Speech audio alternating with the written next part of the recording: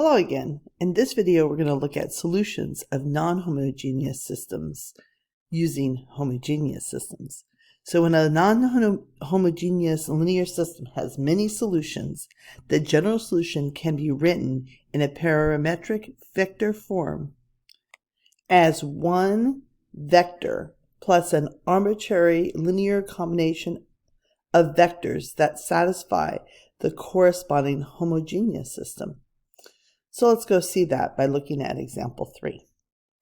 So I'm first going to just solve this normally, describe all systems of AX equal B, where A is this 3 by 3 and B is this vector in R3.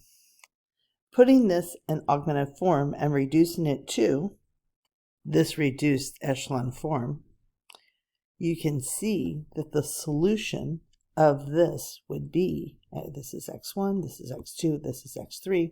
x2 would equal 2, and x3 is free because it does not have a pivot, and 3x1 minus 4x3 equals negative 3, so x1 would be 4/3 x3 minus 1.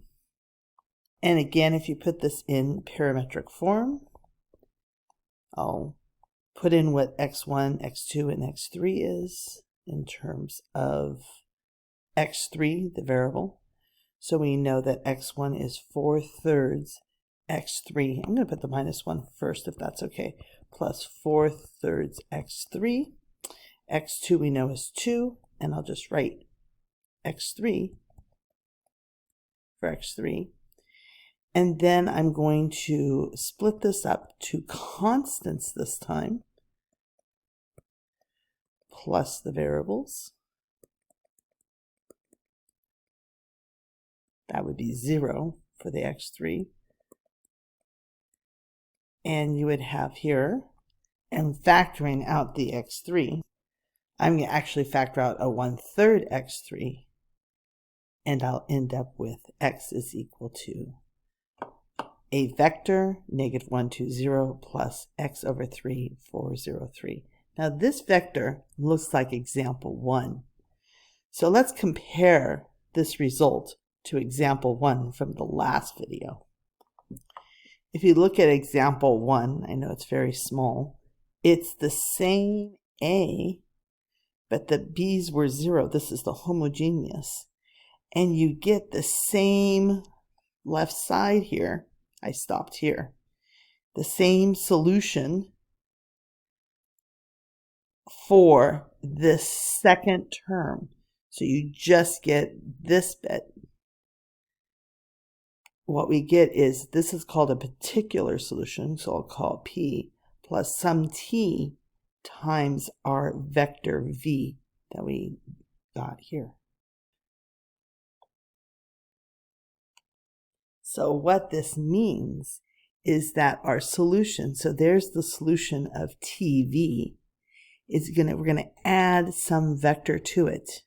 And if you add some vector to it, let's call this P, negative 2P. And if you add those together, you're going to have a vector, or the solution, somewhere on that orange line. Because here would be the vector V plus P, and then but you can do that for any point, right?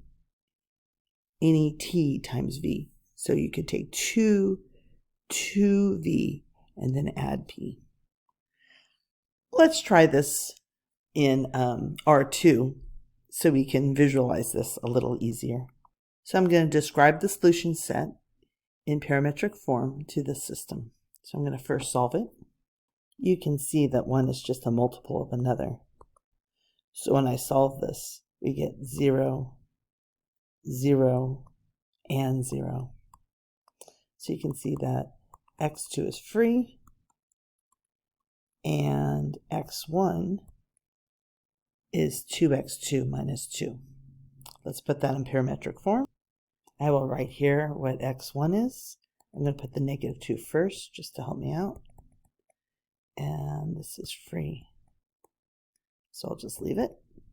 I'm going to split this with the constant. There's no constant there, so I'll make it 0, plus the non-constants. So it looks like I have -2, 0, plus some constant, call it x2 for the moment. We can call that t, and there it is. So theorem 6 says the equation ax equals b, the a being the coefficient matrix and the b being the -2, -4, is consistent for some b if, suppose, and let p be a solution. Then the solution to this matrix equation is a set of all vectors in this form. W is the particular, plus this VH is going to be the solution to the homogeneous equation. And that's what I have, a particular plus VH. So I'm going to call that like maybe TV in this case. So x is equal to p plus TV, where p is equal to -2, 0. Oh, and I realize I made a mistake here. This should be A1. And v equals 2, 1. If I was to graph this, what I would get is, I'm going to start with v. So we have the vector 2, 1. And then I have the vector p, -2, 0. And if I add them together, I get this point. If I just take t as 1, I get this point right here. And if I take 2v, let's look at, so here's v. So if I take 2v and I add it again with that, I get a point right there. So the solution to this system, oops, terrible line, is the orange line. It is the vector v added to p is the vector p away from a parallel line to v. And you can see this is true. So -2, 0 is a particular solution, and then 0, 1 is a solution when t equals 1, and this point right here is a solution when t equals 2, and so forth. You can also have all the fractions of t when t is 1/2, any real number, and t is in the reals, which is what the theorem states. This says that if ax equals b has a solution, then the solution set is obtained by translating the solution of ax equals 0 using any particular solution p, so it could be any particular solution of ax equals b for the translation. And here is a picture of a solution in R3. Warning, this only can be applied, this ax equals b process can only be applied if it has at least one non-zero solution p, because ax equal b could be inconsistent. It could have no solution, so the solution set could be empty. So there you have it. Here is the solution to the homogeneous. So if I plugged in 2, 1, 2, 1, I would get 0. 2, 1, I would get 0. So that's a solution to the homogeneous. This is a particular solution. So if I plug in -2, 0, -2, 0, it's some particular solution. And if I take the particular solution, add it to any constant times v, I get my solution to the original system.